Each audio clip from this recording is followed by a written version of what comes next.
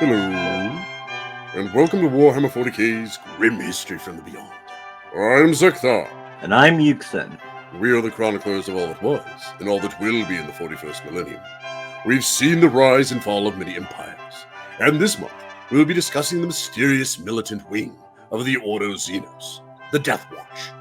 Indeed, this month we will chronicle their strange organizational structure, what impact they have had on the Imperium, and of course, notable characters. Well, Zeckthar, what are we going to be talking about this week? Well, obviously, we have to start at the beginning with their origins. Zeckthar, I believe we covered that already when we discussed the Inquisition. You are absolutely right, Yukesen. But what if our intrepid listeners haven't listened to that one? They'll be all alone in the darkness of ignorance. Indeed, Zeckthar, that would be terrible. I know. How about I give a quick rundown on how they came to be? But if they want to know more, they can listen to the Ordo Xenos 5-14-24. That is an excellent idea. Very well, sir. The stage is yours. So the Deathwatch was originally founded due to the events of the War of the Beast, a struggle against the orcs that nearly wiped out Terra. The creator of the Deathwatch was one Lord Commander Corland. He came up with the idea when he was approached by the Grand Master of Assassins, Vangoric, with the idea that new tactics would be necessary to win against the orcs. You see, at this time they had supposedly slayed the beast, and yet we're hearing an orcish chant broadcasting across all Imperial frequencies, repeating, "I am Slaughter! I am Slaughter! I am Slaughter!" This left no illusion that the orcs were not done for, and the beast's war was an imminent threat. As such, Corland brought a proposal before the Senatorum Imperialis. Those dunderheads. This is gonna go well. Of course it'll go well. Yes, always dealing with politicians. It always goes fantastically for everybody. By the way, for those of you who don't know much about the Senatorum Imperialis, we did do the War of the Beast, 2 parts of it during our Orc month. Mm-hmm. We talk actually all about the War of the Beast. Yes. And how stupid the Senatorum was. Just by, the standard, problems of policies and politicians. Everybody wants to make their quick buck on, the people who don't have any money. And to do that, there's mounds and mounds of paperwork. So nothing gets done, which is a problem when, you have 1 billion orcs raining down on you. Or just sitting off to the side, yeah. Sorry, anyways. This orc moon just sitting there above the planet. Yeah, let's discuss this. Now is the time for paperwork. No, you idiot.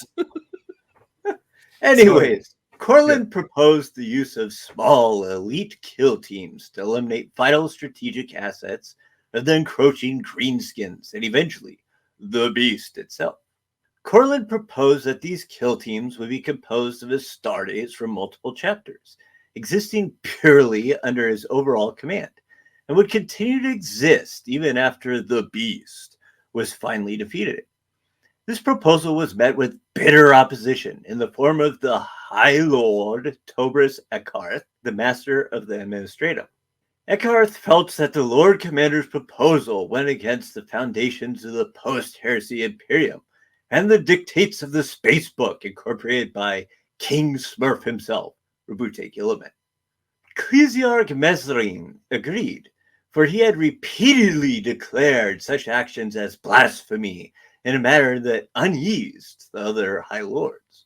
In the first Senatorum election, held to vote whether or not to create Lord Commander Corland's proposed Xenos hunting force, only Vangoric voted yes, while Fabricator General Kubik and Inquisitorial Representative Veritas abstained.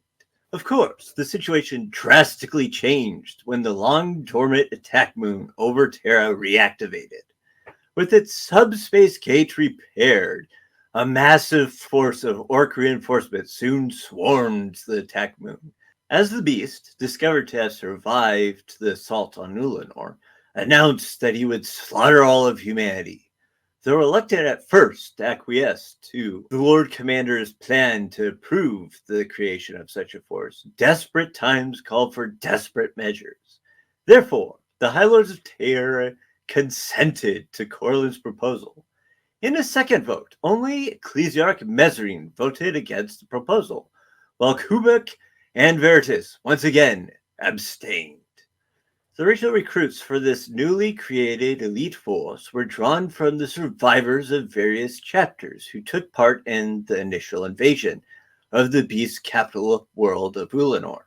The Space Marines repainted their battle plate a somber black in honor of their fallen brethren that died during the first battle of Ulanor, thus standing vigil over their fallen brethren.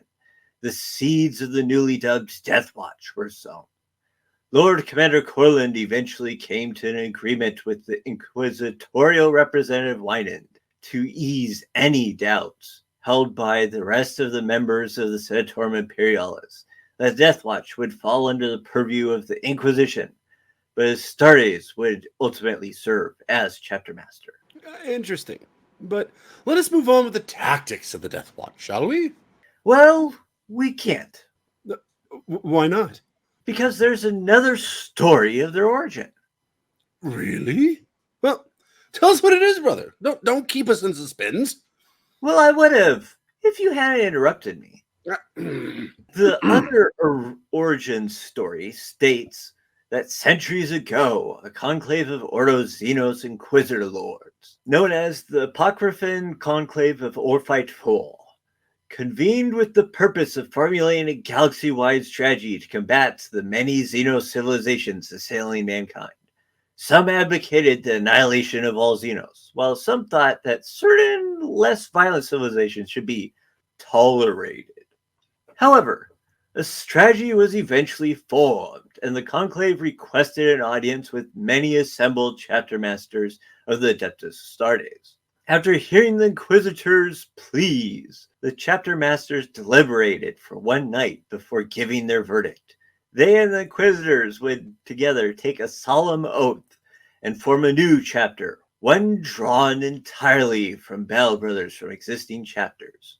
The Alliance dubbed it the Deathwatch, for it would stand guard against the doom foretold by the conclave. Interesting. So, which one do you think is true?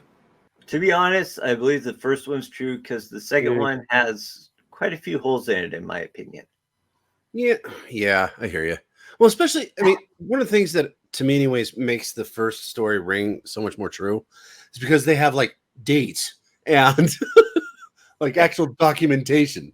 This other story seems more just like, in the breeze. Somebody kind of... And they have actual identifiable people. Yeah. It was just those guys. The second story, first off, the second story I hadn't heard of until about a couple weeks ago. But right.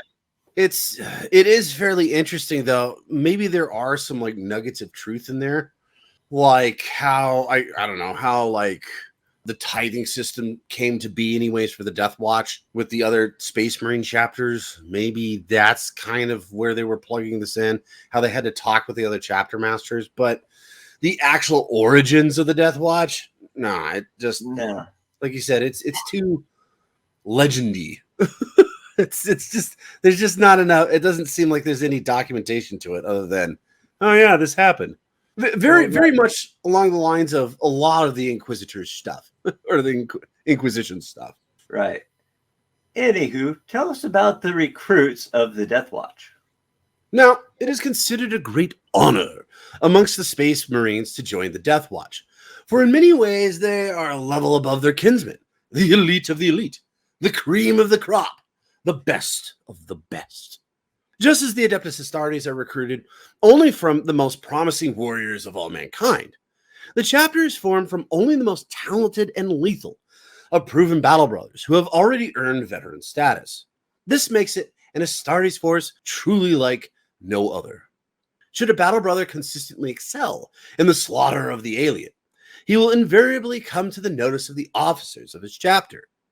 Most commonly, it is the captain of his company that vouches for his skill in combat against the alien, his apothecary that attests to his impeccable physical stability, and his chaplain that weighs his strength of character and the sanctity of his soul. If all three officers are in agreement, the chapter master is consulted, and with his approval, the potential recruit's fate is set, though it may be 10 years until he is finally called upon to join the long vigil. He will become one of the most specialized of all the Imperium's defenders, every waking solar hour given over to a single overarching goal: the eradication of the Xenos foe of humanity. Most of the chapters in the Imperium will dispatch a brother chosen to join the Deathwatch after a ceremony to mark his departure. The Ultramarines gather as much of the relevant company's strength as possible, saluting their departed comrade as he boards the black-hulled Thunderhawk that will take him to his new life. The Dark Angels chapter sends him on his way under an oath of secrecy, reminding him that he must never speak of hidden truths. Regardless of the chapter, the occasion is always a solemn one. All know in their hearts that they will likely never see their brother again. He will join the front line, the war against the alien, as a martyr to the cause. In recognition of his probable fate, the Initiate's power armor is painted jet black. Upon arrival at the Watch Fortress that will become his new home, the Deathwatch recruit begins a punishing regime of physical and mental conditioning that takes him to the peak of efficiency. He may have faced dozens of alien species in his former life, but thousands more haunt the dark reaches of the galaxy. Through a grueling new course of hypno-indoctrination, the recruit's subconscious mind is filled with every detail the Deathwatch has gleaned about the nature of its Xenos nemesis. So it is that when he comes to battle an alien he previously considered unknown, its weak spots and vulnerabilities rise unbidden to the forefront of his mind. Once a Space Marine has completed his training, any former rank he may have held in the chapter is put aside, and he is assigned to a squad known as a kill team.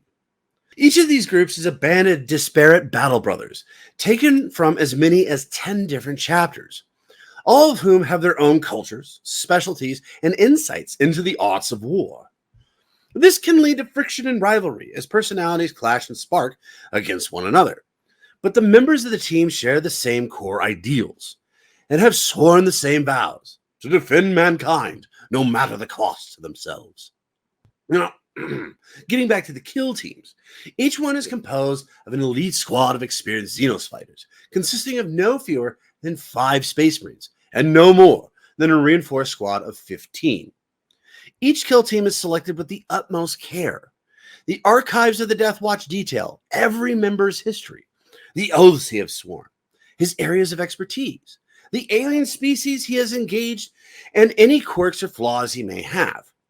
The team's leader will delve long into these records before each mission, for his choices can be the difference between victory and death.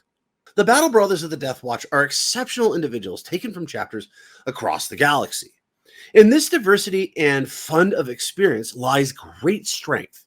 Where one member of a kill team may not have encountered a specific breed of alien, another will have met that creature in battle and defeated it, or roughly close to it. Once a kill team has fought together long enough to share the full extent of this knowledge, it will often be disbanded, its members assembled into different kill teams to learn anew. With a plethora of hard-won wisdom, much in evidence, the Battle Brothers of each kill team come to rely upon one another's expertise. They have little option, for they may spend many standard years out of contact with their Watch Fortress. It is common for a veteran sergeant to seek his warrior's advice as often as the other way around, and in many cases act more as an arbiter than a traditional commander. Deathwatch officers will invariably choose the members of their kill team in order to draw as much relevant experience as possible. With different chapters having long-standing specializations, it is easy enough to identify who will have the most relevant insight in a given circumstance. In matters of how best to launch a close assault, the Imperial Fists will likely yield to the advice of a Vanguard veteran from the Blood Angels chapter, whereas in the defense of a Bastion complex, it will almost certainly be the other way around. Long-standing rivalries between chapters do sometimes sour their relationships, at least initially. I mean, like, for instance, headstrong space wolves may clash with dour dark angels in an echo of their Primarch's famous rivalry. And a tactician from the Hammers of Dawn may endlessly debate the finer points of the Codex Astartes with his ultramarine equivalent. Over time, however, these instances of conflict lead to long-standing respect or even firm friendships. Now, over the course of the Imperium's history, the Deathwatch kill teams have worked miraculous feats of arms. They have stymied alien invasions, cleansed infested space fleets, and even hunted the denizens of hostile planets to extinction. In the process, some necessarily become specialized in the persecution of a particular type of enemy. Some kill teams accomplish such unalloyed success against their chosen foes that their methods are taught in every Watch fortress. For example, the method Squad Viridium, used to eradicate the remnants of the Beast Greenskins armies in the 32nd millennium, are still in widespread use. Codified as Furor tactics, their techniques involve the delivery of explosive firepower across a wide frontage, but concentrating on a tightly packed throng of orcs at the fore. Squad Viridium aimed each detonation to cause maximum collateral damage, sowing the field with dismembered corpses that slowed those elements behind. Venator tactics were perfected after fighting the all-female pirates of the Drukhari Wick cult Sibylla. Frustrated by the Drukhari's ability to evade the Emperor's vengeance, Jagan Khan of the White Scars requisitioned bikes from his combat squad and led his enemies on a long-running combat where they perfected the art of leading their fire. When the enemy struck back by surrounding them, the Khan brought in the rest of his kill team.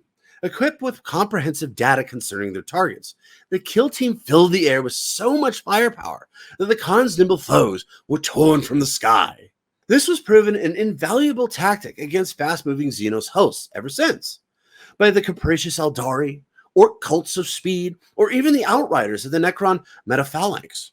It was Kill Team Brontos that first codified Malleus tactics, when breaking the Tyranid war monstrosities infesting Raycor 9. Captain Brontos and his warriors rode to war in a Land Raider, whose God Hammer pattern las cannons claimed 3 conifexes, kills en route. Charging into the fray, they used power maces to stun the largest of the survivors, and then cracked even the thickest exoskeletons with their heavy thunderhammers. Brontos took the same approach to shatter the dread mob of the Big Mech Dakahorn, and the wraith host of Niamey Loch, and a boarding party of demon engines led by warpsmith Greylex. Purgatus tactics were developed by librarian Del Athu, sworn enemy of Craftworld Elthway. They involve the concentration of utmost force upon the leaders of the alien hordes.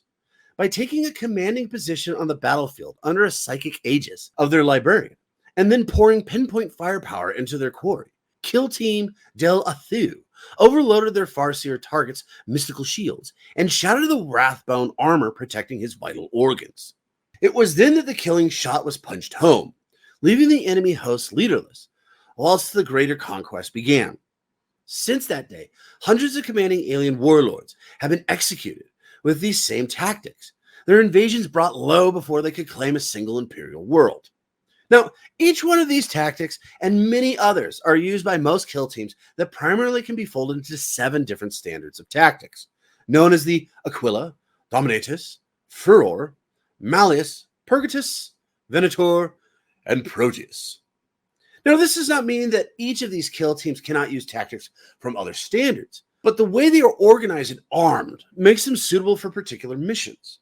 I'm glad you mentioned arms, brother. The Deathwatch has some of the greatest personnel killers in the galaxy.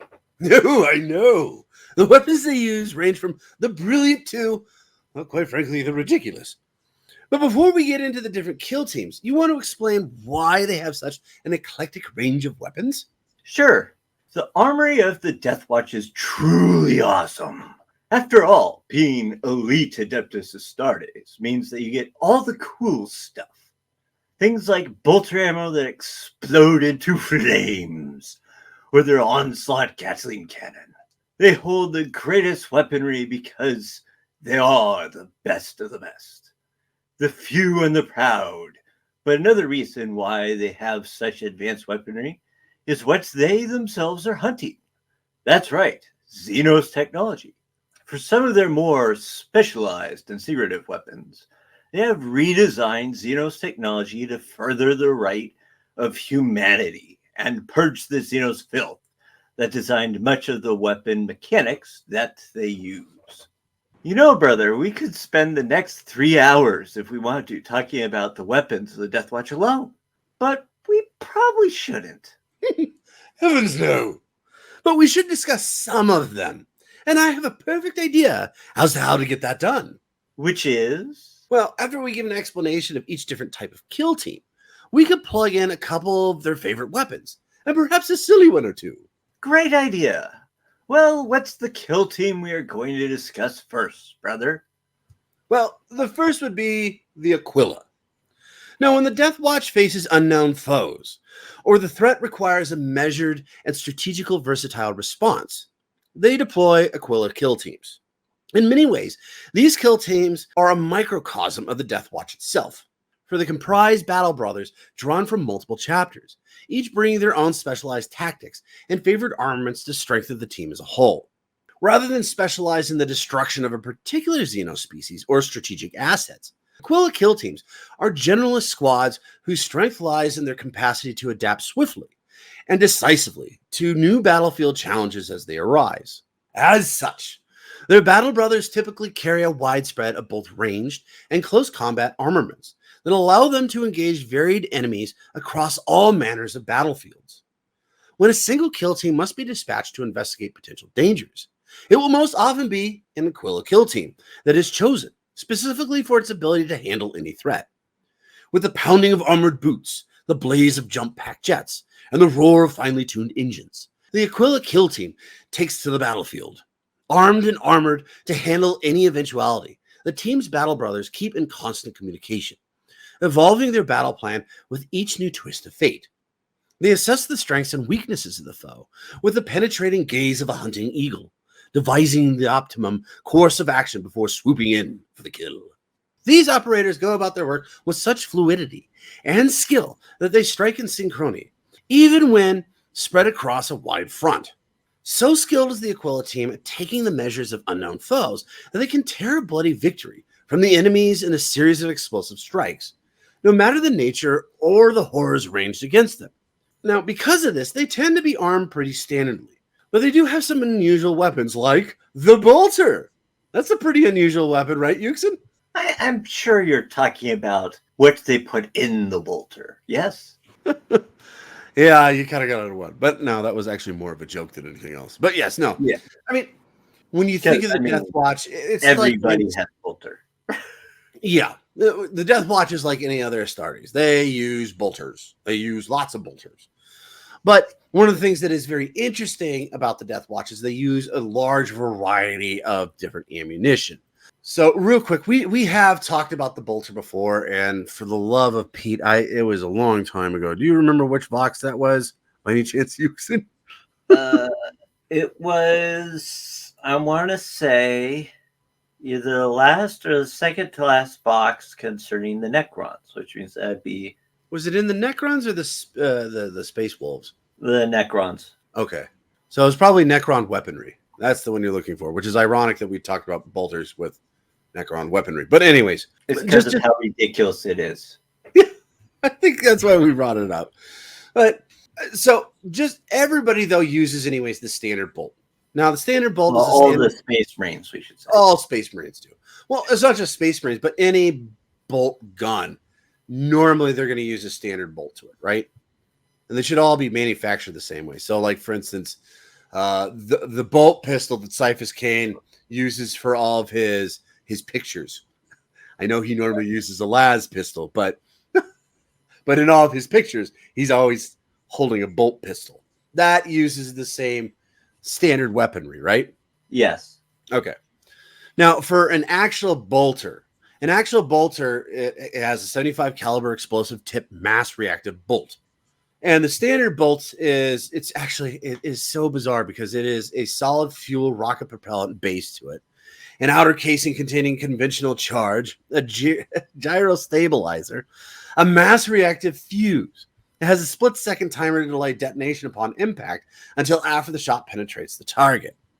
So it's after it hits something, it's got like half a second and then it blows up. Right. It also has a hardened diamantine penetrating tip.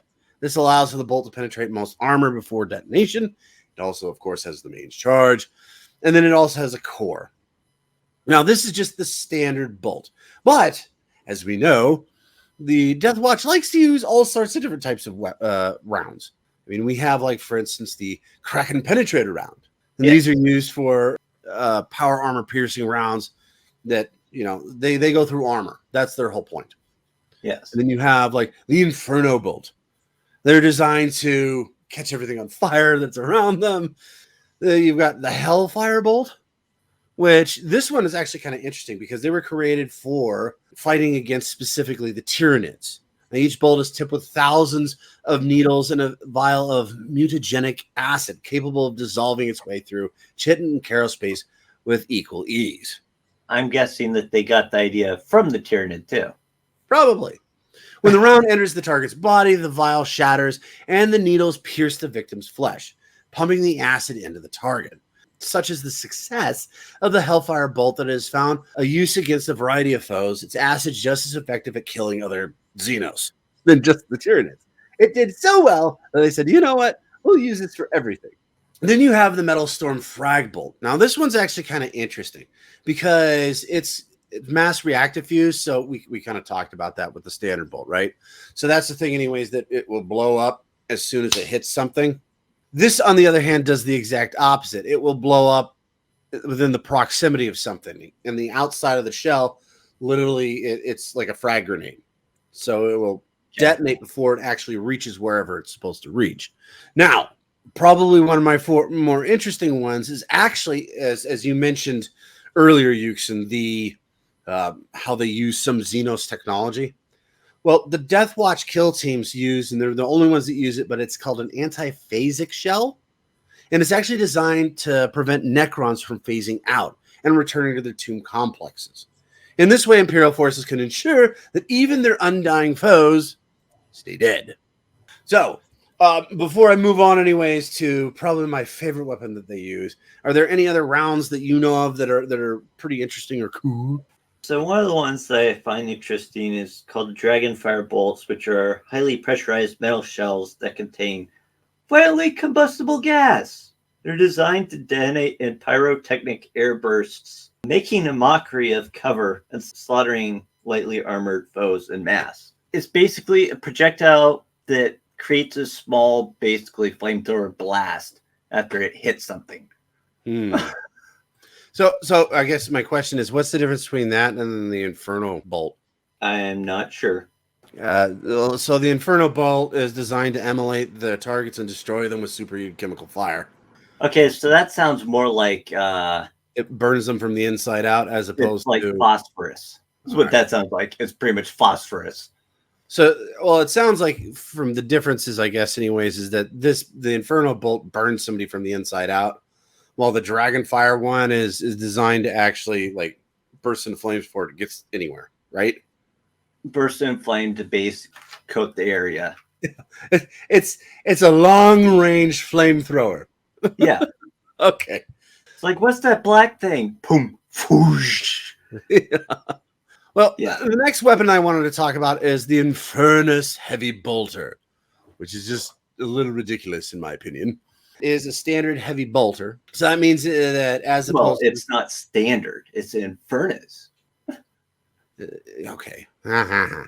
But so a heavy bolter, the only difference I've been able to find by a heavy bolter as opposed to a regular bolter is the size of its ammunition is larger. So they're bigger. Anyways, this standard heavy bolter fires huge, massive reactive bolts, each more comparable to an explosive shell than a bullet. The Deathwatch mag clamps rare anti-gravitic suspensor discs onto their Infernus heavy bolters that reduce the weapon's effective weight considerably. Such weapons are further bolstered by the underslung heavy flamer that can incinerate those enemies that make it through the hail of explosive bullets. So, if you happen to miss your target, which, by the way, the Deathwatch aren't really known for being, terrible marksmen, but if you happen to miss said targets, then you can go ahead and just roast them alive when they get close. Well, I figure that would be great for facing like swarms that there's no way you're going to be able to nail them all before they get to you. Right. So if like a horde of orcs is coming towards you and you're pumping them full of bolts and then they get close enough, it's like, well, activate the flamethrower. Yeah. Whoosh, you know? Yeah. Or there's all these bodies nearby, so we got to torch it. So I will say this anyways, from what I've seen from a lot of the weapons that the Deathwatch use, it seems like they use a lot of very standard stuff.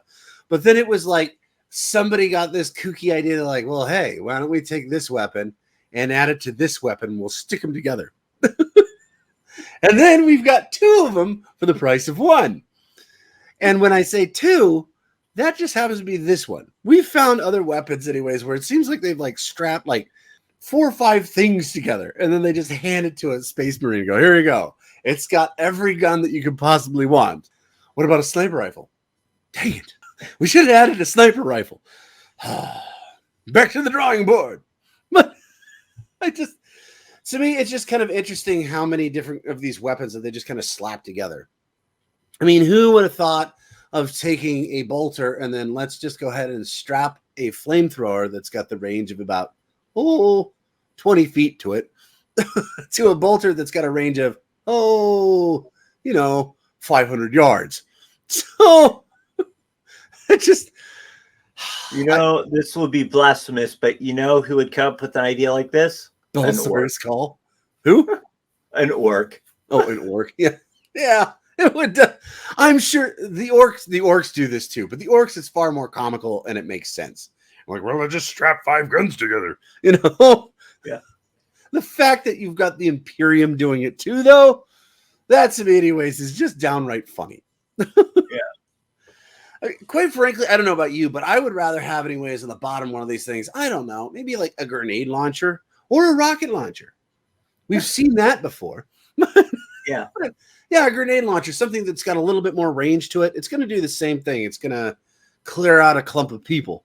But as opposed to a flamethrower, you got to wait till they're like right about to kick you in the teeth before you actually use that thing. Well, see, that's the point. You use the heavy bolter until they're way too close, and then you hose them.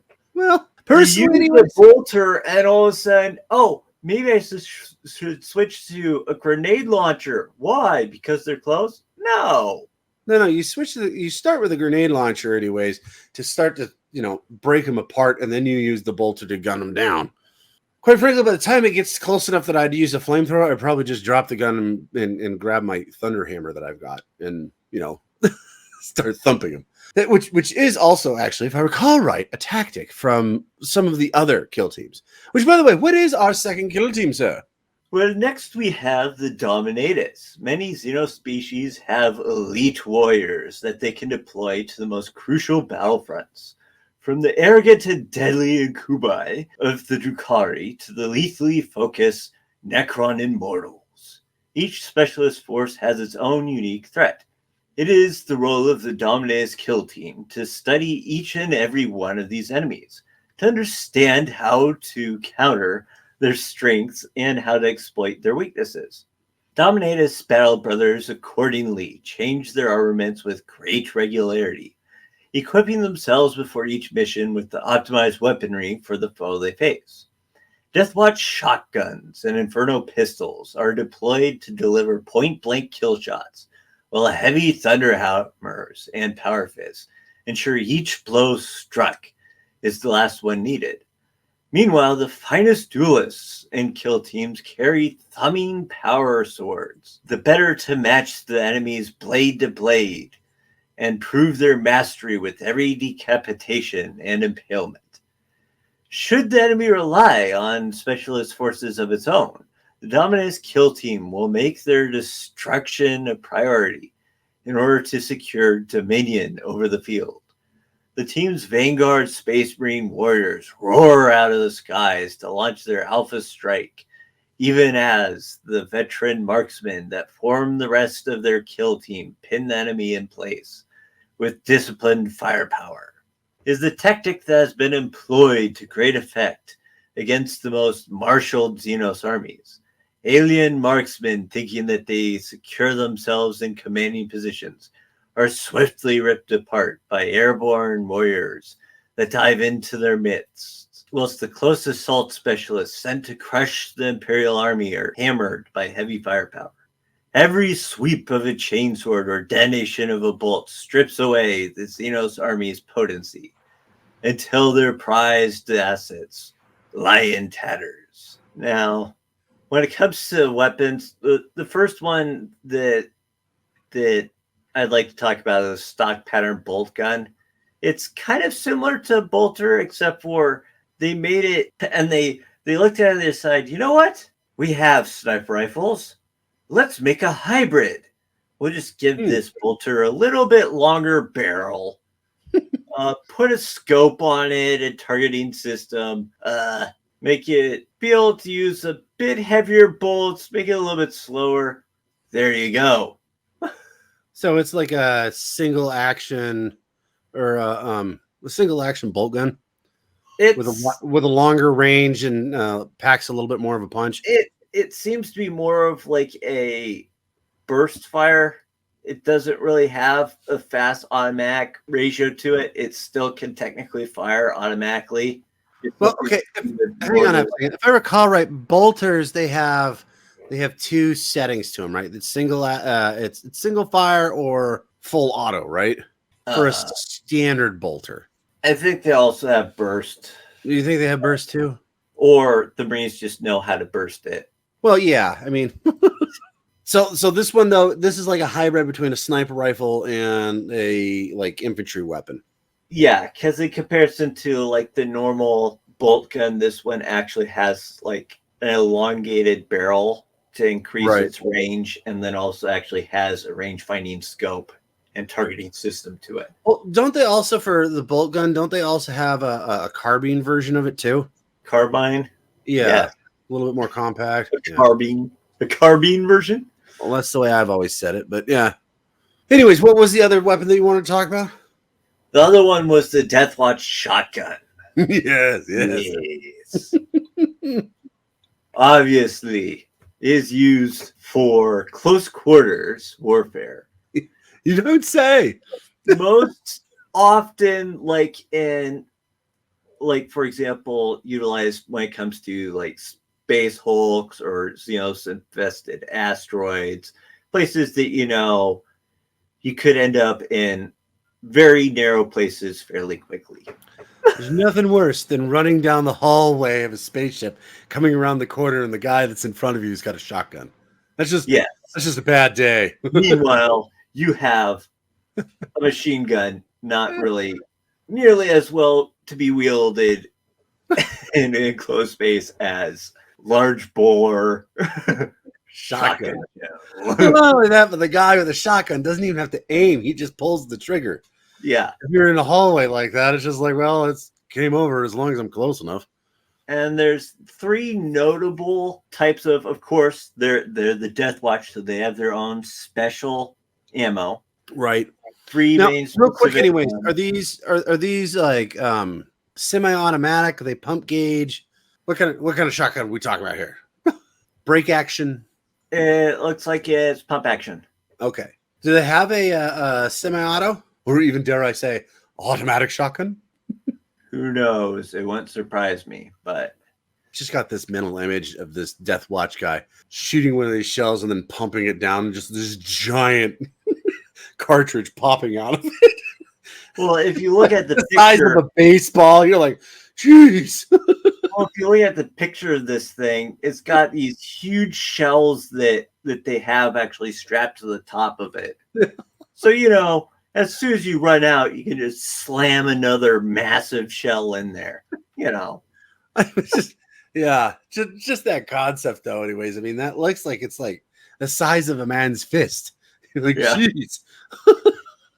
Whatever is coming around that hallway will be dead, along with all of his friends. Yeah, his relatives and the people that know him are going to win. Yeah. Hence the first shell that they have, which is the shell ruptures on contact, shattering the area of the blast in lethal shrapnel. Used in, obviously, densely packed or fast-moving Xenos foes.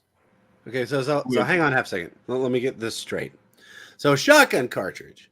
So shotgun cartridge already, anyways, when you shoot this thing, it's a bunch of ball bearings or whatever have you, anyways, that come flying out of the barrel, right?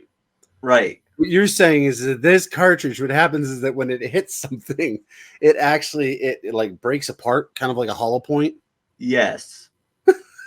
So whatever it hits, anyways, just immediately turns to goo.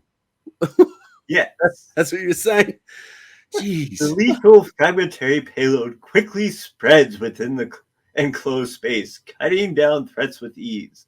Oh, by the way, it has been notably named Crypt Clearer rounds. I wonder why. Does this by any chance happen to do with Mr. Kripman? No, like We've a discussed a crypt, couple of like times. a crypt. Oh, okay, gotcha. I thought maybe this Yeah. was a Kripman thing, anyways, that No. was developed for fighting Tyranids, which would make sense too. But anyway, And sorry. then the next one is called the Worm's Breath Shell, Huh. What's that one do? which unleash wave-like bursts of sanctified flame, Oh, it's a dragonfire shell. except for shotgun style, apparently. Oh, no. What I'm so in Terran 42, you can actually get a shell called Dragonfire. That I'm assuming does the same thing that this thing does. It's just like incendiary rounds, pretty much. They're just like flame, flame on, Yes. kind of thing. The initial blast rips through soft flesh with ease before igniting the target. Jiminy Yes. Christmas. And What do you then smell, Steve? I smelled burnt oak. Oh, it smells like victory. Jim must be getting the barbecue open again. Shunk, shunk. And then we have the Xenopurge. You I'm think this guessing- was a Deathwatch shell? Yeah. It fires a heavy slug designed to punch through the natural armor of many Xeno species and shred vital organs. The quality ensures it sees notable usage against Tyranids and other atomic species that favor the simplicity of swarm tactics. As with many of the tools of the Deathwatch, the exact construction is known only to specially chosen tech priests who meet the Deathwatch strict vetting and are sworn to secrecy. It's like, wait, that tech priest doesn't look right. Bob? Right. Shunk, shunk. Die! Pulls out his shotgun again. But, And okay, it's a world's breath. so before we move on, real quick, here's a question because you mentioned anyways like the Necron Immortals. So which round would you use against the Immortals? Out of these ones, Yeah, I but would mind you, I'm assuming that there's a cartridge that the shotgun has that has like explosive ball bearings to it, but you didn't talk about that. Of these three that you discussed, which one would you use against Necrons? In particularly the Immortals, which, if I recall right, have that giant shield. So which one would you use? So for that, I would probably use maybe the Xenopurge, because it's specifically meant to punch through armor.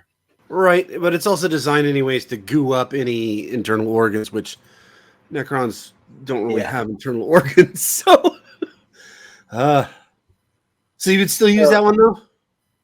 It would be either that or else the Worm's Breath. Oh, okay, yeah, the Worm's Breath. Yeah. I assume the temps that it burns at would be extreme. Mm-hmm. Extreme enough that anyways that it could, yeah. Regardless, if you're on Or actually, probably Inferno shell, which I didn't talk about. Oh, what was that one doing? That one contains actual phosphorus in it. So it's like the Inferno Bolter. Yeah, it would literally burn through whatever it hit. Right.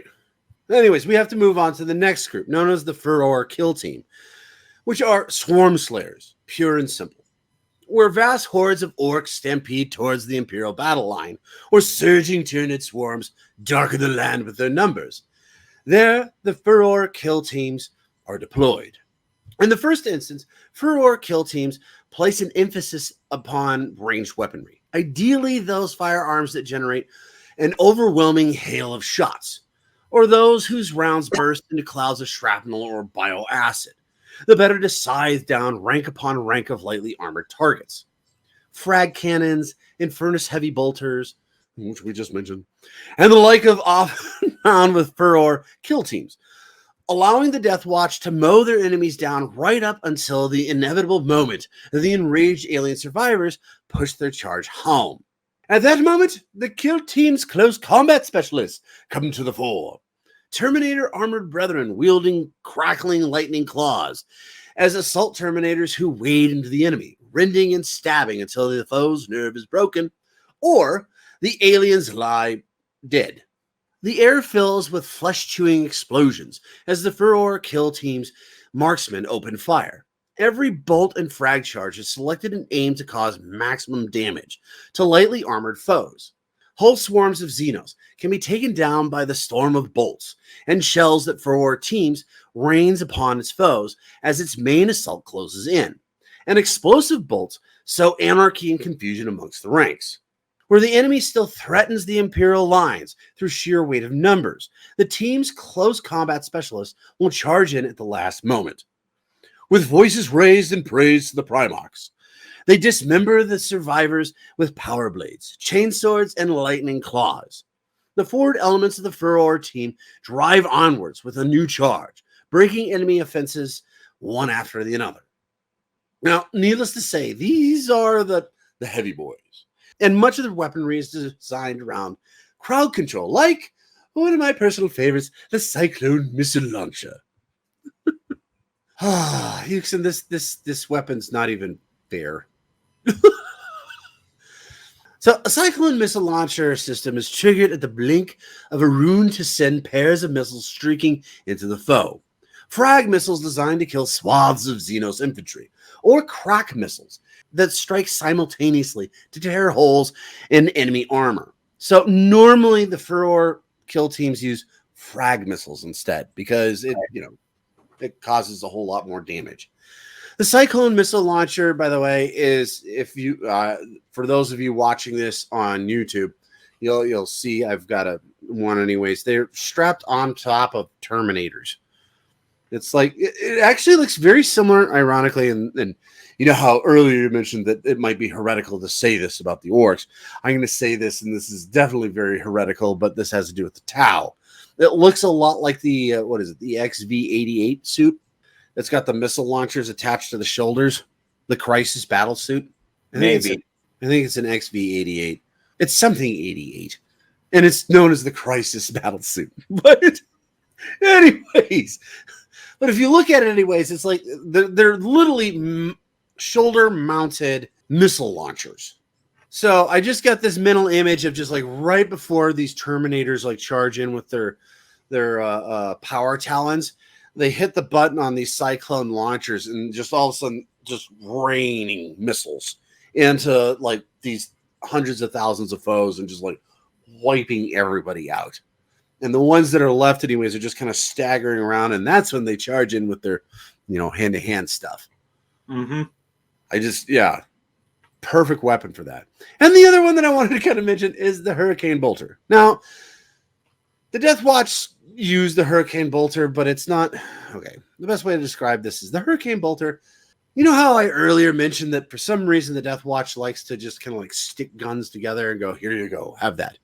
Yeah. This was the same thing. They put it on like a tank. Well, they had to put it on a tank because it was too big. What they did is they saw a heavy bolter and they said, that's great. I've got an idea. Why don't we put two of them together? And someone said, well, we already have that for all sorts of things. We call them twin-linked. Yeah, twin-linked. Thank you. Twin-linked heavy bolters. And the guy gets disgusted. He's like, okay, we'll find it. We'll put 4 more in there. Deal with that, Sparky. So they literally strap 6 of these heavy bolters together. And that is the Hurricane Bolter. Now, as Yukesen just eloquently said, it's too big for one even Astartes to hold. So they strapped it on to their tanks and their rhinos and all the other things, anyways, that they've got.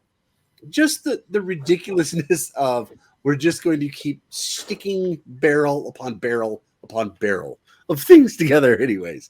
You imagine how heavy the rhino would only be able to carry like maybe 3 Astartes if they got these things on them. Just think of all the ammunition they'd have to pack in there. Generally, they're only mounted on things like land raiders. Land raiders? Mm-hmm. How would it get off the ground? Land raiders. Those would be the wait, no, I'm thinking land speeder. My bad. So which one's the land raider again? They are pretty much the most commonly used tank for the Astartes. Oh, okay. Do they ever use them anyways for rhinos? The rhino is the troop carrier, right? For the Astartes? They're the lighter ones, transport carriers. What's the heavier one? The Land Raider. Oh. So they probably so yeah, like you said, they strap it to the Land Raider, but I'm just thinking anyways of all the ammunition they have to shove in there and how heavy that's gonna be anyways. Just it reminds me of yet again the vehicle that we talked about a few weeks ago. The Bradley fighting vehicle from Terran 42, the original specs. Right. Just we had to put so much ammunition in this thing. Well, a couple of the guys will have to stay behind. It's like, you mean most of them? I'm figuring if you strap this thing onto your transport, it's no longer really a transport. It's a heavy artillery piece that you're moving in. I mean, that's probably the best way to describe it at this point. But yes, like I said, just that concept of let's just strap all these things together. It'll work. I could just see the original version of this and someone taking like a leather belt or something like that and just like tying it around 6 of these things.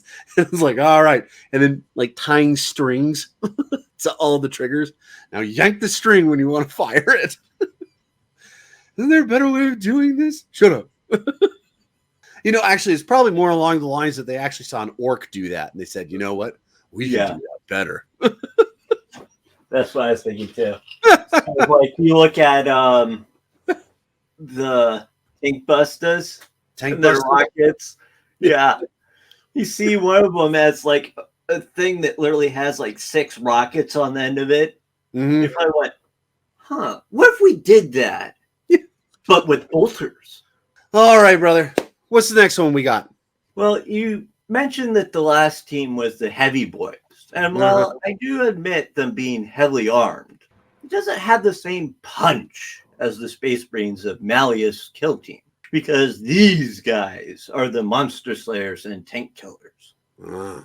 They're fearless heroes who stand unyielding before the towering abominations and deviant war engines of the Xenos Menace.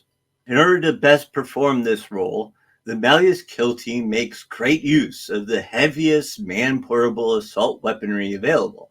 They also look to their own defense, typically deploying with the number of Battle Brothers protected by Terminator armor and storm shields as Deathwatch Terminators who serve in the role of assault Terminators, for the enemies they fight can crush even a Space Marine to bloody pulp.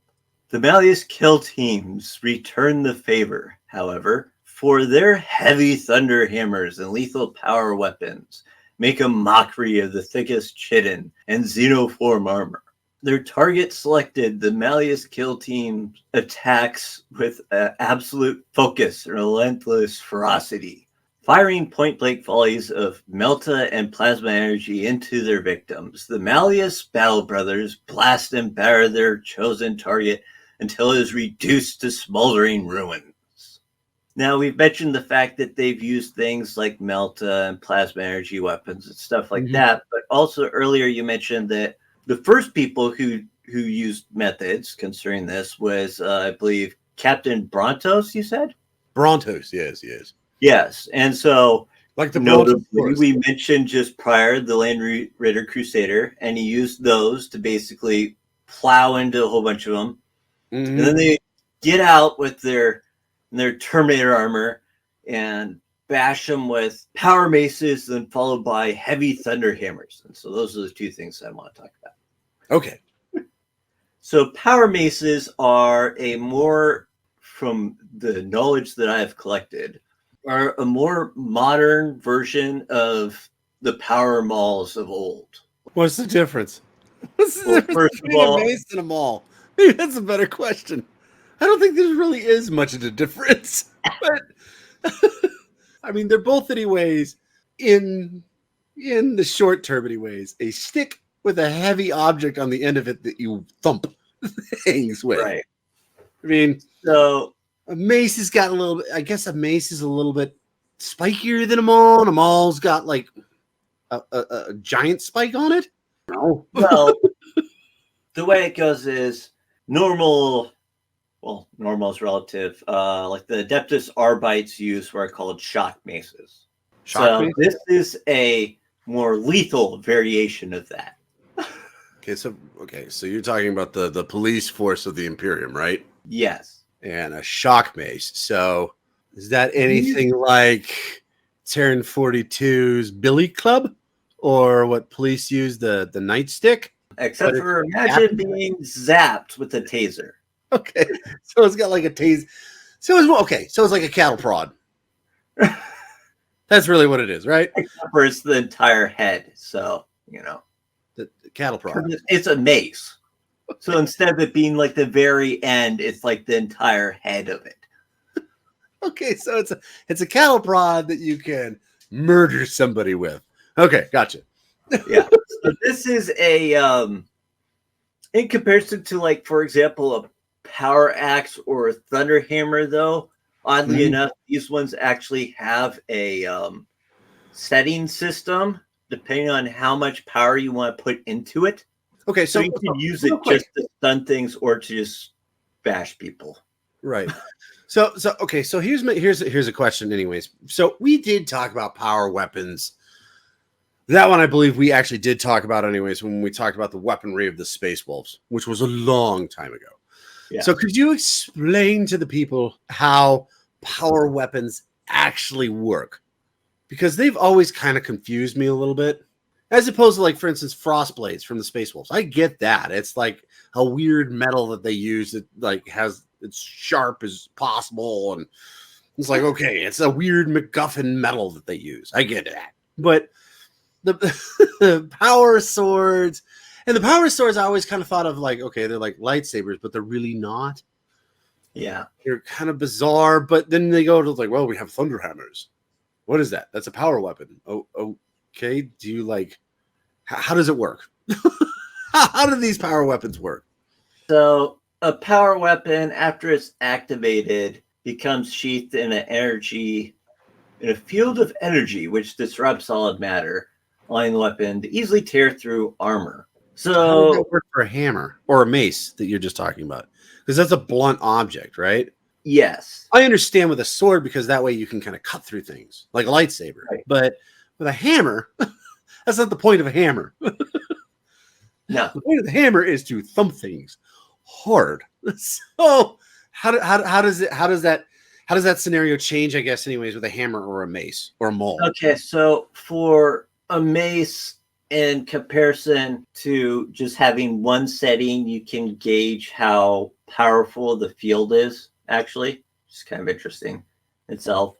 Well, so instead of just completely exploding somebody's head, you can just give them severe brain damage. When it comes to hammers, though, thunder hammers, it's more of a impact. As soon as you hit something, it creates a huge discharge of this energy field. Oh, so it's like massive force that hits, basically, and annihilates. Instead of it just being, constantly hovering around the head, is what it's like charged in the head, so that when you hit something with it, all that energy that is being stored up, when it hits impact, it's like Mike Tyson punching through the hammer, right? Yeah. Kind of the same equivalent. with that energy distortion field attached to it on top of that. Right. So, well, I think you mentioned a couple days ago, anyways, these thunder hammers, if you hit like a tank on the side of it, anyways, well, not all tanks, but most tanks, anyways, if you hit it on the side of a tank, it'll, like, roll a tank. well, lighter tanks anyways. And of course, it depends on who's wielding it. Right. In comparison to, though, the next weapon that I was going to talk about, the heavy thunder hammer.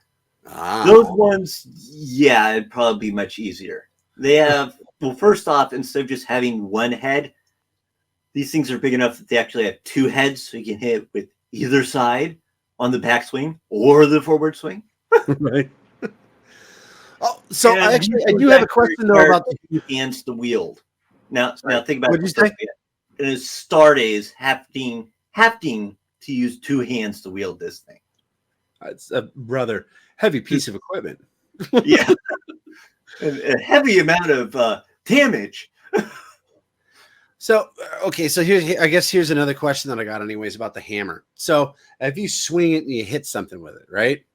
And that thing goes flying. Well, let's say that you hit a tank, okay? You hit a tank hard with this thing, a small tank, so that it goes spinning out of control. If you go with the backswing, you go to hit something else with it, does it take time for it to charge back up again? I don't believe so. Okay, so it's not like a Melta where it will just blow anything up in front of it, but then you've got to wait, for it to recharge, or a plasma pistol, or something along those lines. This thing, plasma pistol, you can fire pretty rapidly as long as you don't want to, blow yourself up. As long as you don't care if you blow yourself up, yeah. Just keep punching that trigger. It's almost like it's full auto. Yeah, I'll be over here, behind this wall. Why? You'll find out. But with a thunder hammer, anyways, once you hit that button, it's just kind of like that stored energy is just activated. Yeah. And whatever you hit, anyways, it's just going to have all that stored energy to it. Yeah. Dang. So these guys like to use this against like the heavies, right? Yeah, like a Carnifex or right. Yeah, Carnifex would be the best. They're fairly tanky. Yes. They are basically the Tyranids version of a tank. So real quick before we move on to the next one, I mean, you mentioned, and this is the first one that we've actually mentioned, like close quarter weapons really with. What's their favorite ranged weapon? I'm guessing it's probably got to be a Melta, right? Or something similar to that. Well, because their concept is they're going to get in close, right? Yeah, but a Melta's generally close-ish range. Because if you fire from too far out, then it's like you're trying to just warm things up. Yeah, it just dissipates. Yeah, the energy of it. But I'm guessing, anyways, because this kill team is really designed for very much more of like close combat, right? Yeah, after you clear what you can at range. Oh, okay. So what do they use for range? For example, the fact that they're riding up in land raiders and blasting with their God Hammer las cannons first before running up and bashing them in. Or perhaps they're hurricane bolters. No, those won't have enough punch, I don't think. Good point. Good point.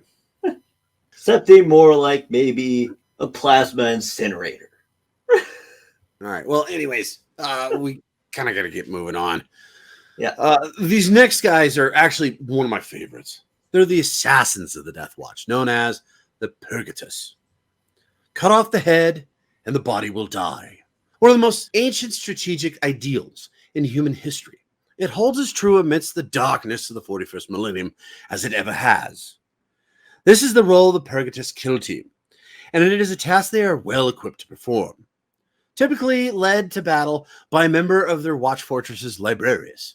Each member of the Purgatus kill team carries weapons that will allow him to assassinate Xenos warlords, psychic demagogues, and synaptic node beasts.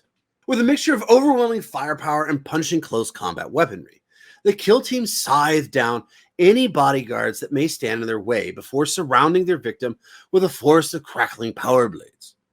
Augmented by the psychic powers of their Deathwatch librarian, the Battle Brothers swiftly identify, engage, and neutralize their target, ensuring that his demise is as bloody and visible as possible, so as to spread the greatest amount of terror and confusion amongst the enemy ranks. Now, okay, I got to stop there for half a second. Yukesen, this doesn't make any sense to me. You're an assassin, right? So the concept is we sneak behind enemy lines, we kill the war chief, right? And then we Right. disappear back into the shadows. If you're going to make an example of him, to me anyways, that means you're a dead kill team. I mean, if you get to the point where you've killed him and then you're like standing in front of his whole army, like, we killed him, and throw his body into the army. Their next step isn't going to be, oh, what do we do? It's, I am Sergeant Smith Johnson. I killed Orc War Boss Jack, whatever. and that would be about as far as you got until all the orcs would, and then, and then after they killed him, they would say, I am War Boss. So I guess it would It would still work. The problem is that there's no exit strategy. So I don't know.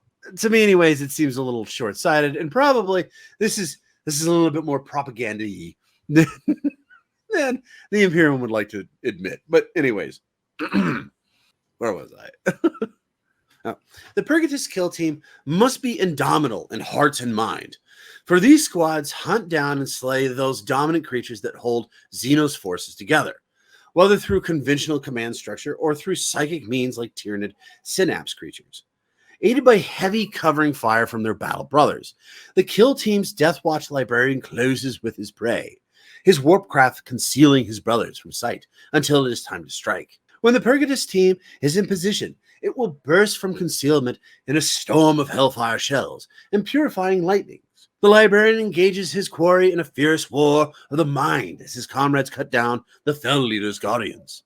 In a matter of heartbeats, the Xenos leaders are slain, and the mastermind that holds the enemy's force together is destroyed.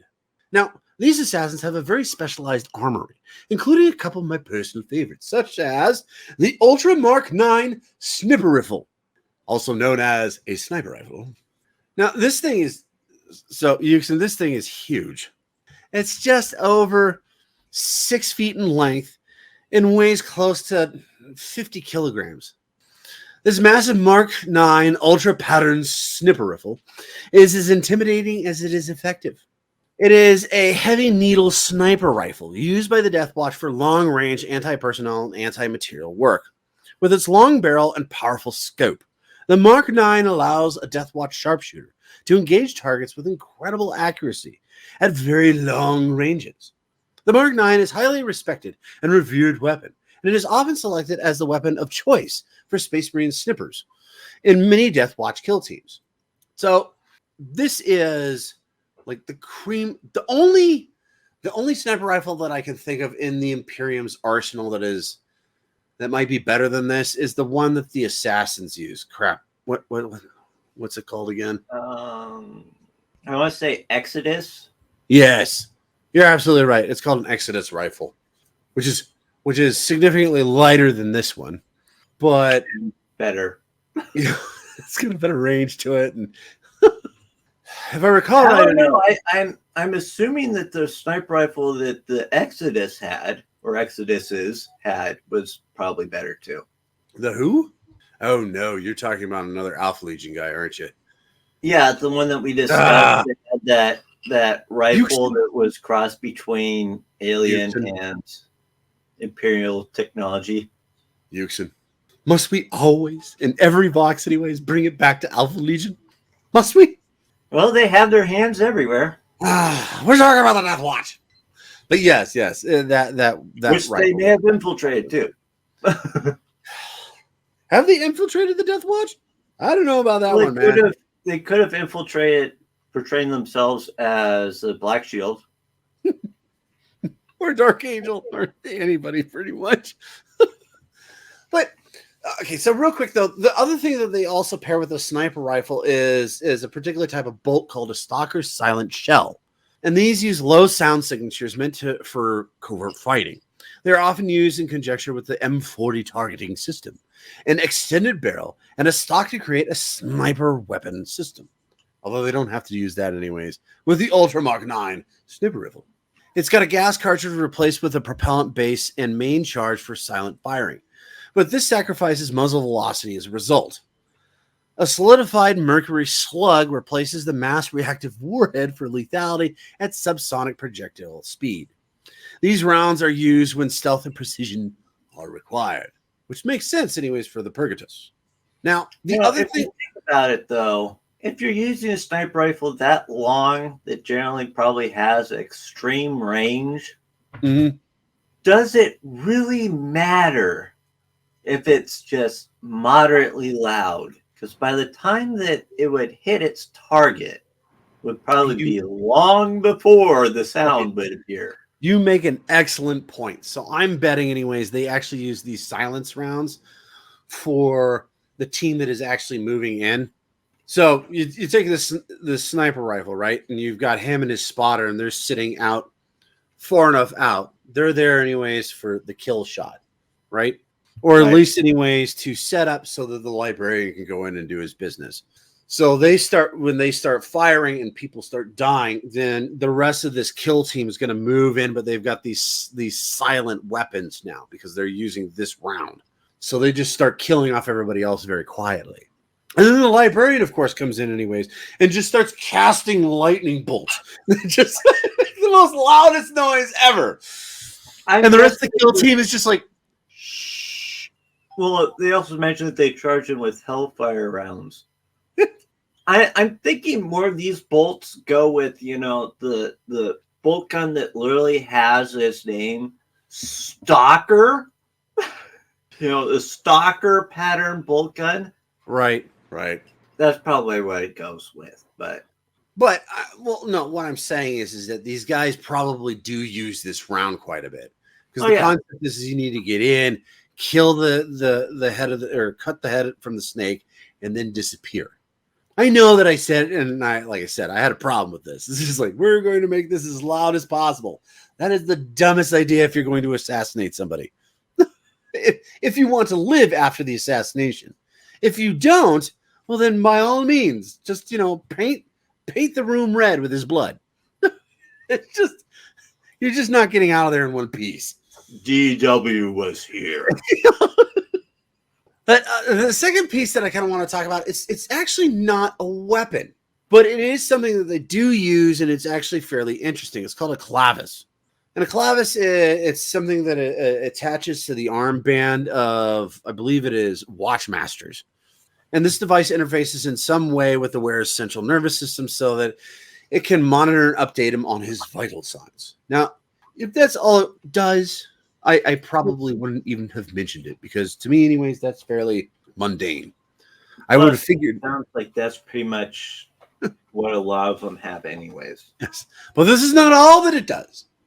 This is the more important thing. The clavis also acts as a unique and complex key that contains a myriad of inquisitional override codes, artificial intelligent machine spirits, and other more arcane systems that allow to bypass nearly any technological seal or disrupt any electronic mechanism. The clavis communicates with light, vibration, and other less known means to unseal magnetic locks, energy shields, and void shield barriers at the keeper or watchmaster's command. Servitors and other auto defenses register the keeper or watchmaster as a friend and stand down in his presence. The clavis is what allows a keeper to walk his vigil undisturbed and reach nearly any secure zone, and a watchmaster to command and disrupt nearly any form of imperial technology. So to me, anyways, the reason I brought it up is because if you've got a guy that has this on him, he's going to be great getting into places. Any kill team would love to have this guy. But would you like to inform the audience what watchmasters are? Nope. Well, the watchmasters, if I recall right, they're the guys that are in charge of the watch fortresses, right? They are basically like the chapter master of the particular place they're in charge of. So, yeah. Well, that and keepers. That was the other thing that they're attached to. But to me, anyways, I find it kind of interesting that they literally have this thing that is it is the ultimate lockpick. Which would be like we're having a highly secretive and high authority conversation here. Door open. Hey, I have my own opinion here. How'd you get in? But to me, anyways, that would be just like imperative for an assassination group like the Purgatus to have somebody, anyways, that has got this ability. And yes, like you said, anyways, the chances of them actually having this guy in a kill team is very small. But if you did have this guy, it would be awesome. You could literally just, it would be almost like being able to walk through walls. But who is our next group? So Yukesen. The next group would probably be the Khan's favorite unit. Because the Venator kill team specialize in combating those Xenos threats who have the speed to run rings around their slower brethren, such as the forces of the Eldari. Ooh. Hang on. I have the perfect music for this. Okay, there you go. Carry on, sir. Yes. Good choice. Now, where was I? Oh, right. These kill teams balance speed and maneuverability with heavy firepower and are practiced at preempting the enemy's movements and shutting down the advantages that their swiftness normally affords them. Deathwatch veteran bikers are much in evidence amongst Venator kill teams. Their role to use their speed and hitting power in swift punching strikes designed to cripple and slow their victim. While the bikers engage and surround the Xenos, the remainder of the kill team prepares to strike, typically heavily armed veterans, often clad predominantly in Terminator armor, to serve as Deathwatch Terminators. Utilize predictive firing solutions and expert timing to unleash their arsenal upon the enemy at the optimum moment. No matter how fast and agile the target, it only takes a single blow from a Venator kill team to bring its rampage to bloody end. A Venator kill team is assembled when the Deathwatch face a foe too agile and maneuverable for a conventional strike force to contain it. Where such a Xenos army could run rings around an armored division or a Gladius demi company, the Venator team turns the enemy assault on its head. Its assault bike mounted warriors hurtling in wide sweeps to encircle the foe in their turns. When their designated quarry is located, the bikers share the Auspex data of their previous forays with the rest of their teams. It is then that the cold vigilance turns to fiery red-hot fury. As the bikers finally open fire, the weapon systems borne by the rest of the team's veterans and salvos blasting in on the coordinates set by their bike-mounted brethren, no matter how fast their prey. The pinpoint vengeance of these volleys strike home with killing force. Now, for the Venators, there are two weapons. One of them is one that truly is meant to just, let's just put it this way. Its name is the Onslaught Gatling Cannon. So, first off, what you actually mentioned the Gatling Cannon before. What does actually? Okay, before we get into the Gatling Cannon, so these guys like to ride bikes, right? Right. Do they by any chance have some of those rare and illustrious jet bikes? No. Well, that's too bad. Right now, those are basically exclusively for the Custodes because they're the Custodes. Oh, wait a minute. I thought that the Dark Angels had like a group that used those. One. What are they called? The one Raven guy. Wing? I thought it was called the Raven Wing, and I thought they used those. Well, anyways. Only one the of them Gatling Cannon. The Gatling Cannon. What does it do? Basically is a rotary ballistic weapon so powerful that it can chew through a band of heretic Astartes in a single pass. Whereas the heavy one can probably go through lightly armored vehicles as well. So does this work like a traditional? You won't see an image of it. Think a huge version of Terran 42's Thunderbolt Gatling guns. Oh, I think they call them Vulcan guns at that point. I know what you're talking about. They're like the 50 caliber one, right? They resemble the GAU-8 Avenger 30mm Gatling cannon. Gatling cannon, okay. Which can fire rounds about 3,900 rounds per minute. The burp gun. That's what you're talking about, right? For the A10.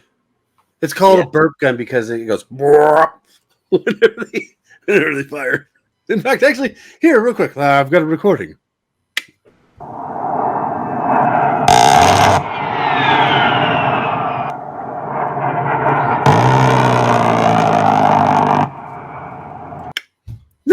It sounds pretty cool, doesn't it? Yeah.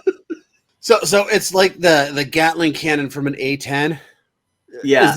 Is this a Except for mounted the heavy weapon? one would probably be able to pierce through heavier armor than just a light tank.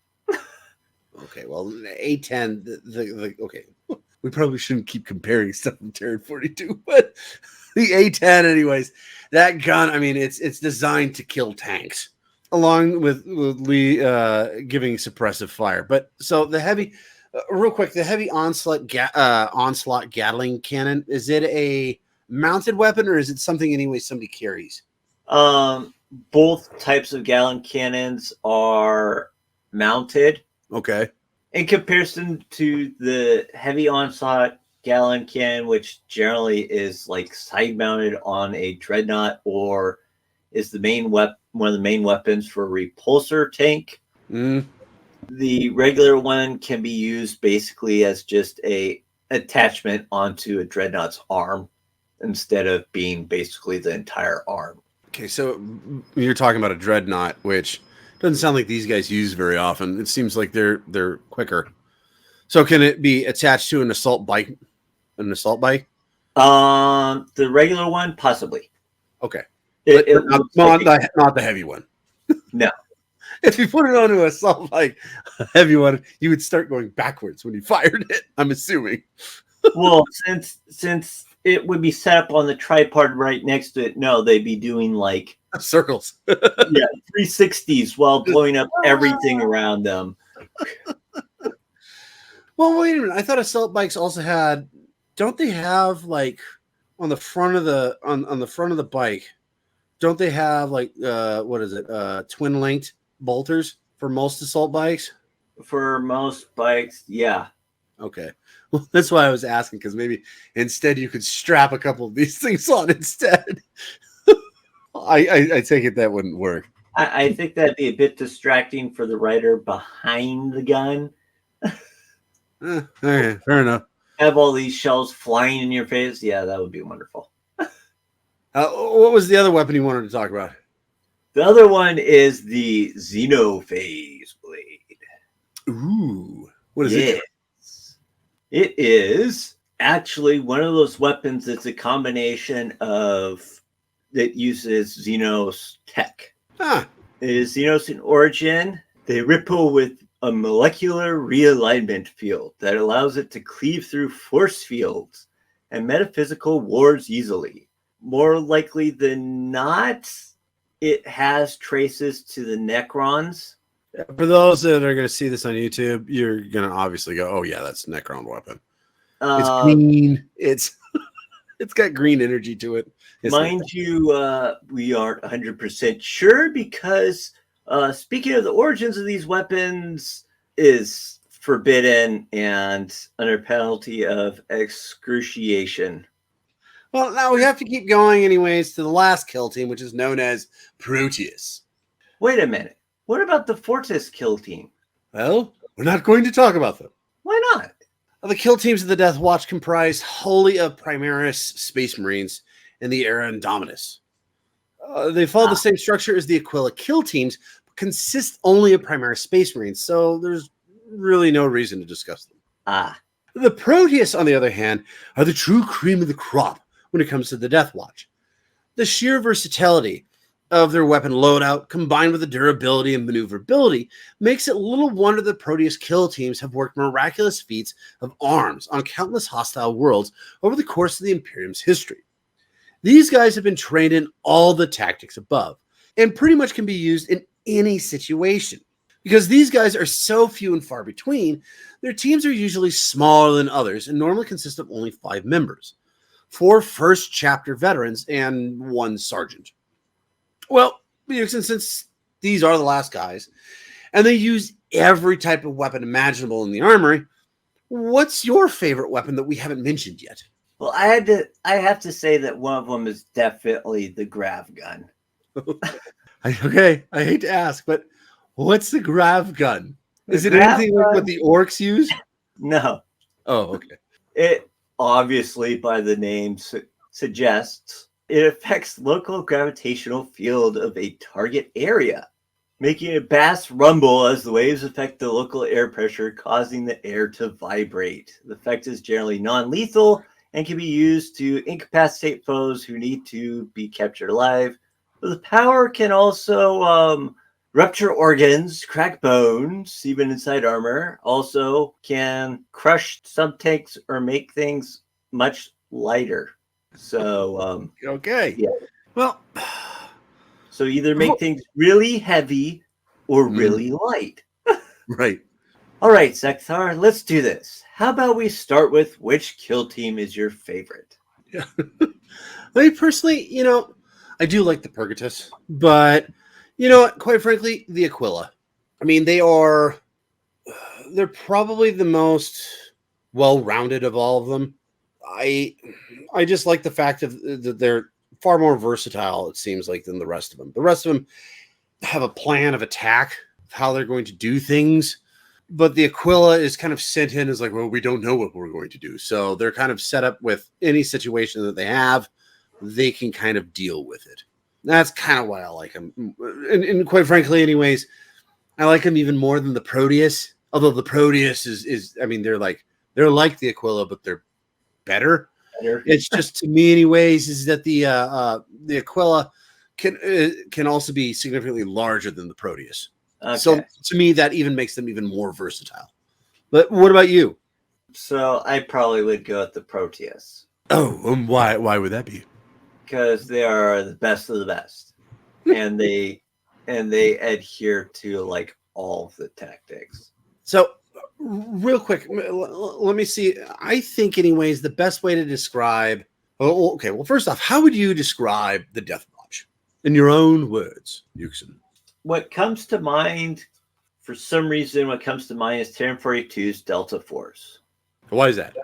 I agree with you. I just want to know why you think. Because Delta Force brings groups from all different branches of the military that they feel are worthy enough and of the right skill level to actually be able to join Delta Force.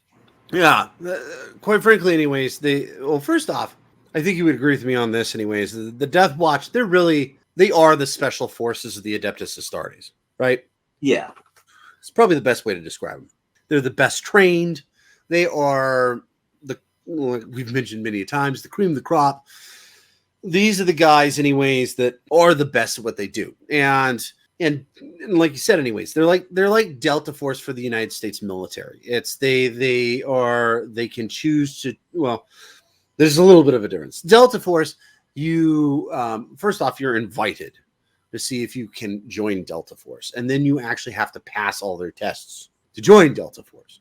Right. So there is an extra step with Delta as opposed to the Deathwatch. The Deathwatch, it's just it's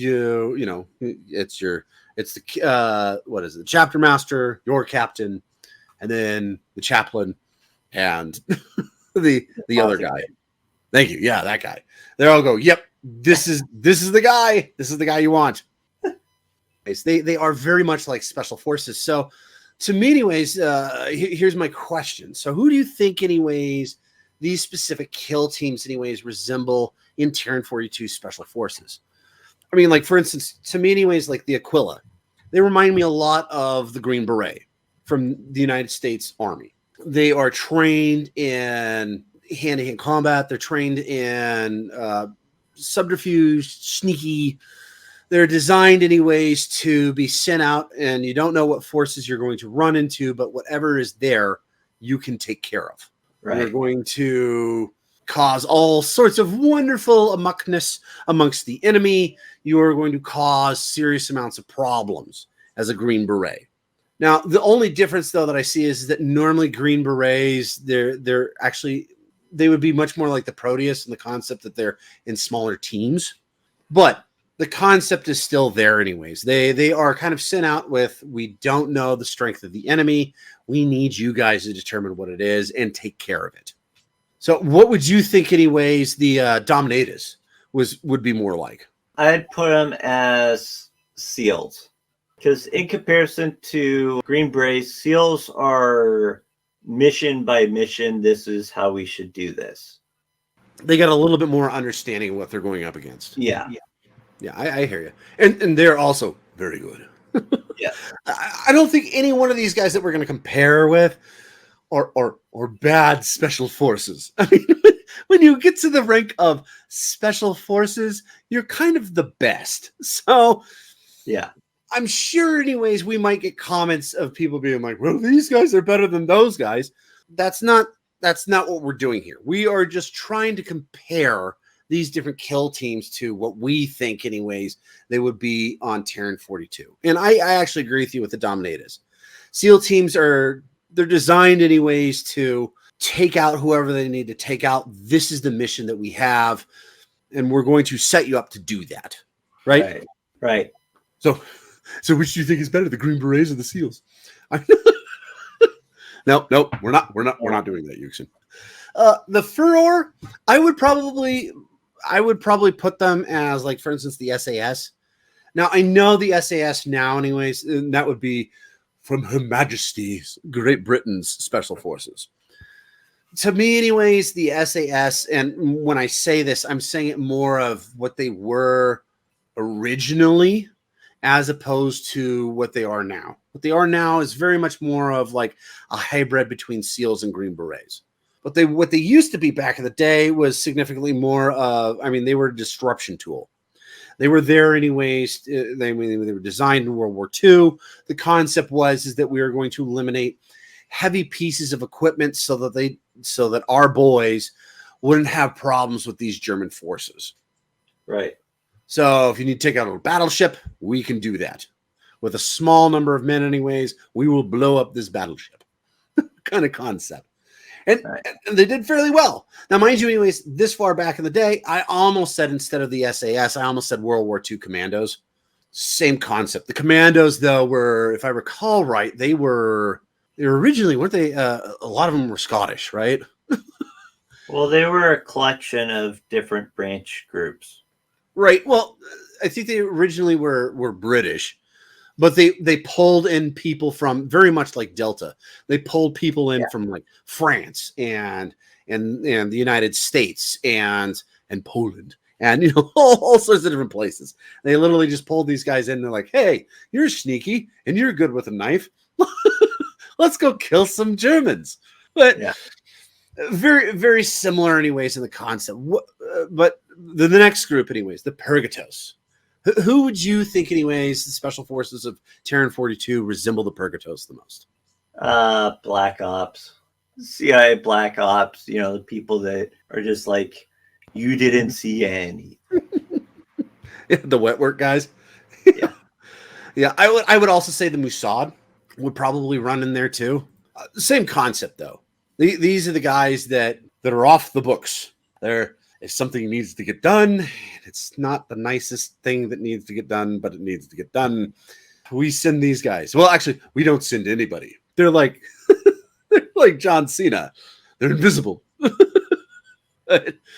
Yeah, I wholeheartedly agree with you on that one. The Venator, on the other hand, to me, anyways, they remind me a lot more of the SOAR 160th. They're a little different, though. So the SOAR are correct me if I'm wrong, they're Air Force, right? I believe so. The Air Force or the Army? I want to say Air Force, but I could just be completely screwing over an entire branch of the military. You're like, it's definitely Air Force, and then we get a bunch of comments, anyways. You idiot! I served in the SOAR. I was an Army member. We'll have to look at that. Maybe we put that in the questions at the end of the month. But SOAR, anyways, the concept is they are fast in, fast out. They normally use helicopters, and probably one of the more predominant actions that I can think of, anyways, was Operation Irene in Somalia. The one that went horribly wrong because a couple of Blackhawks went down. I believe they made a movie. Army.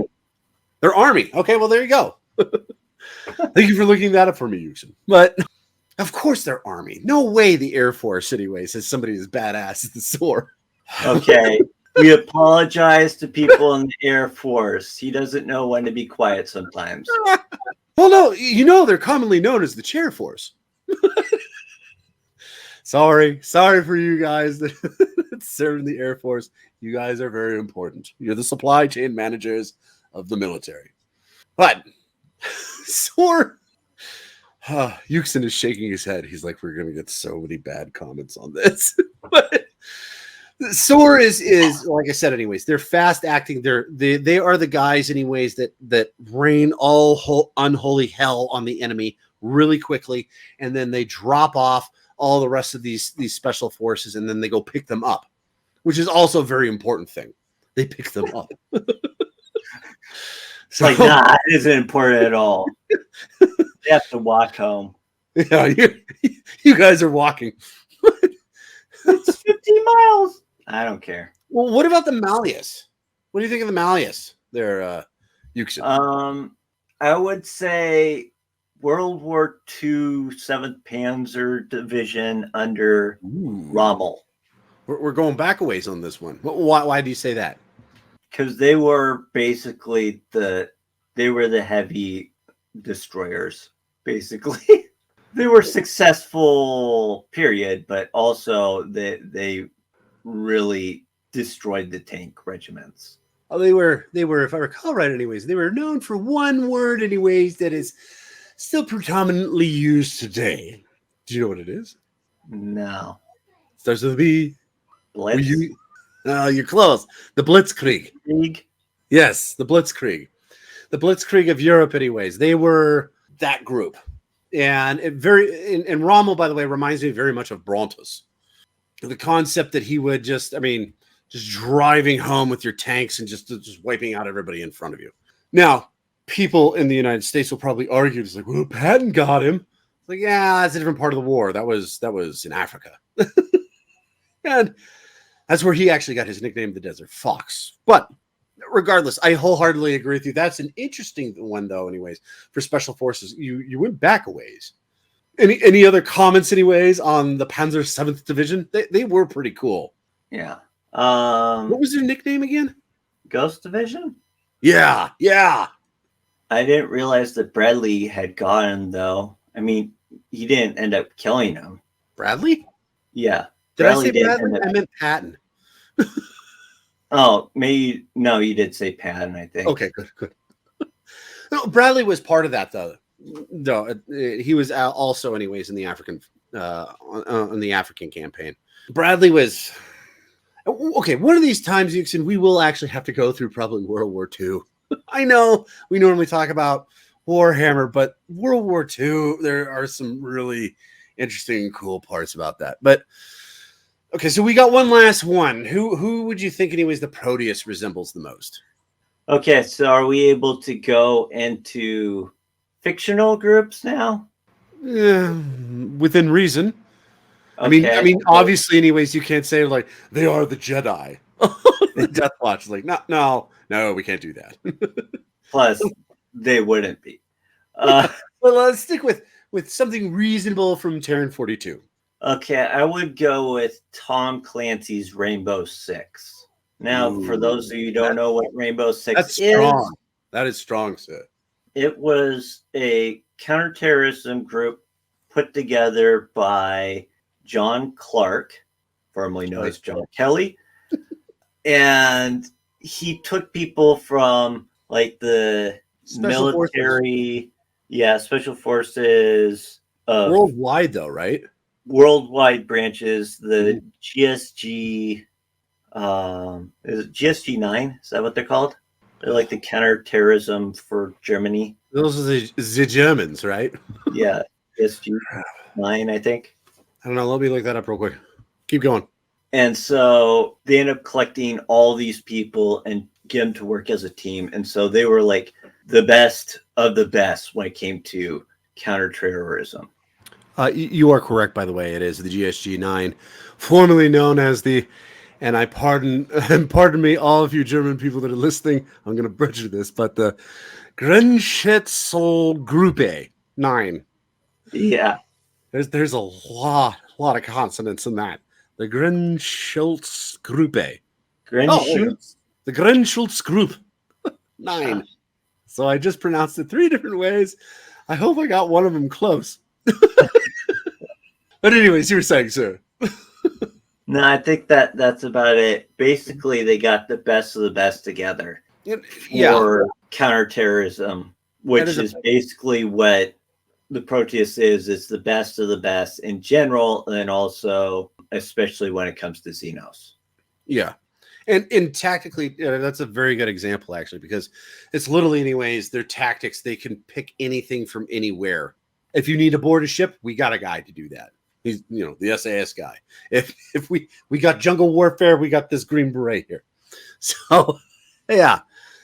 The book also was actually very, very well written. If anybody wants to read it, I would recommend it. It was very good. Well, it is Tom Clancy. Yeah. Yeah.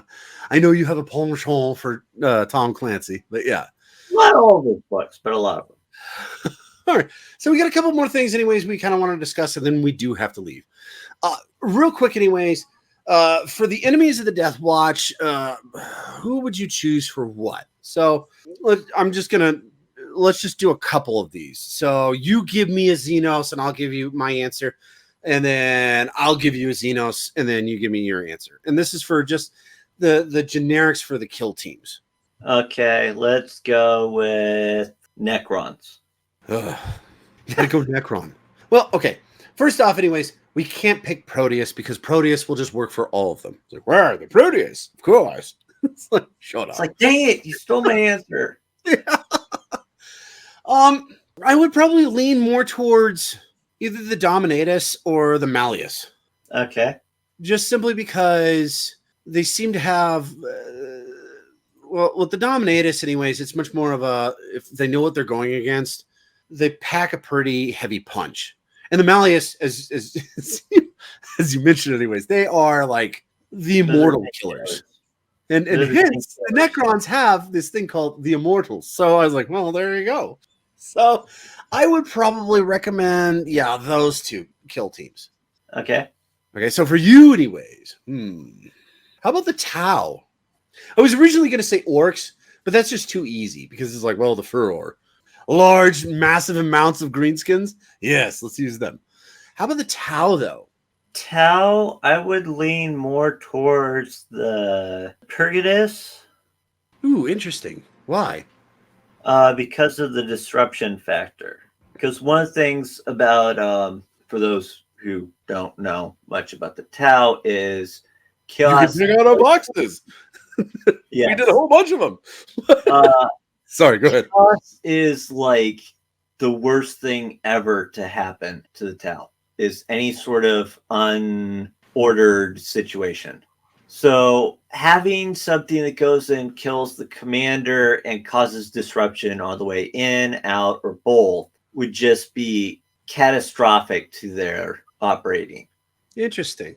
See, me personally, anyways, I like the concept. First off, Yukesen, I think that's the only problem I have with it is because the Tau seem to be fairly structured. Their army is.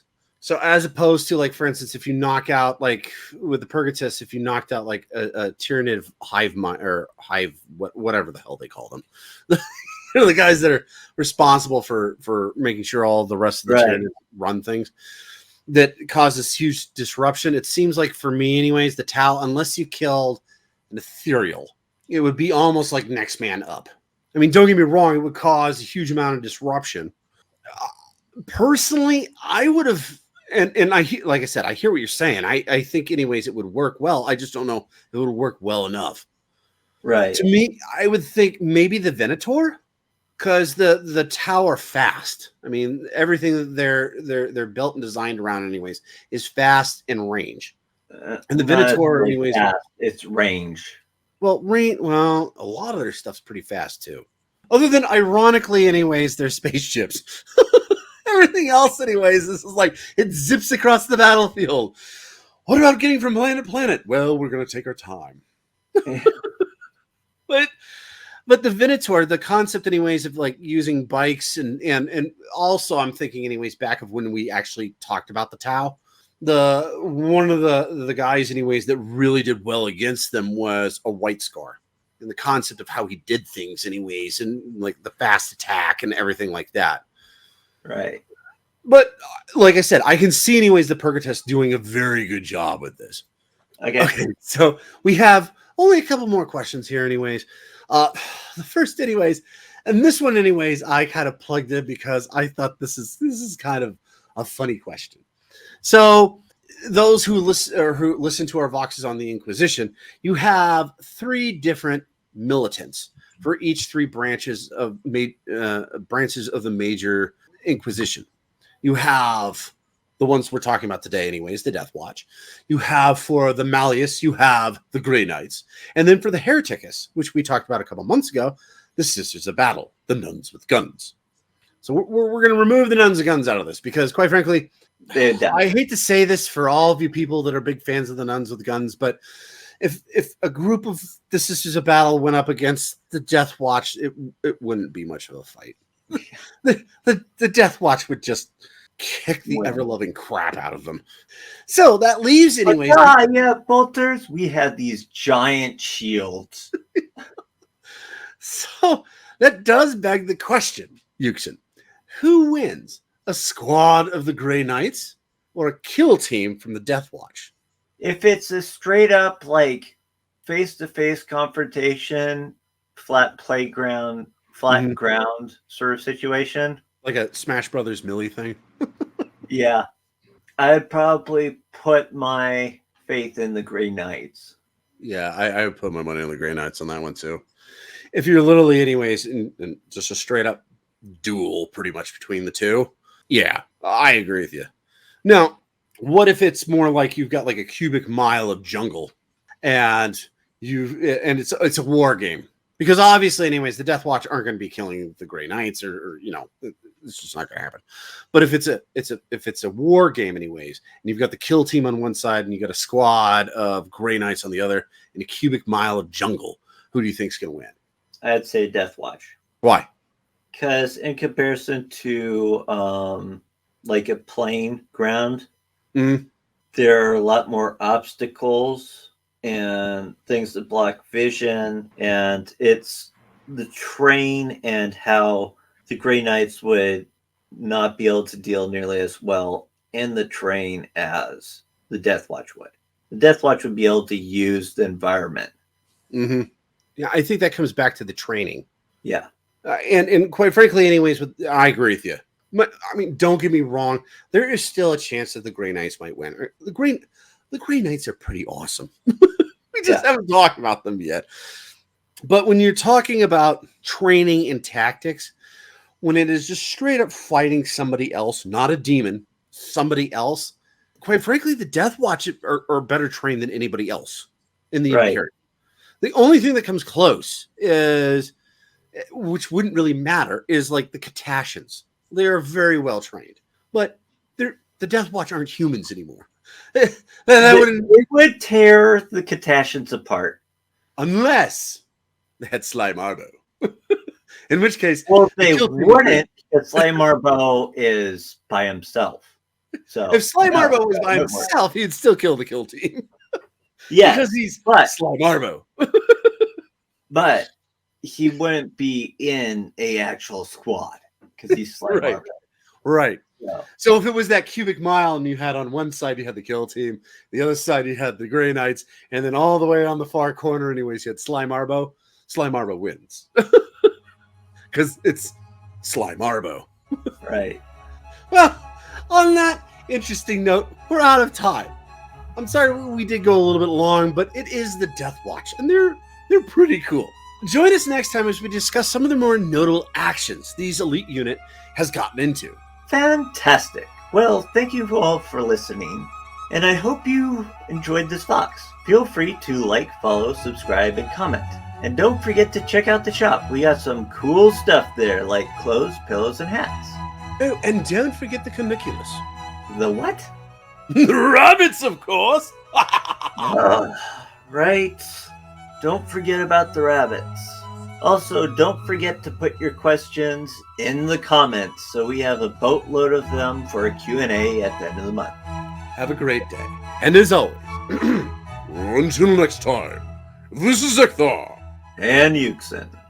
Signing off.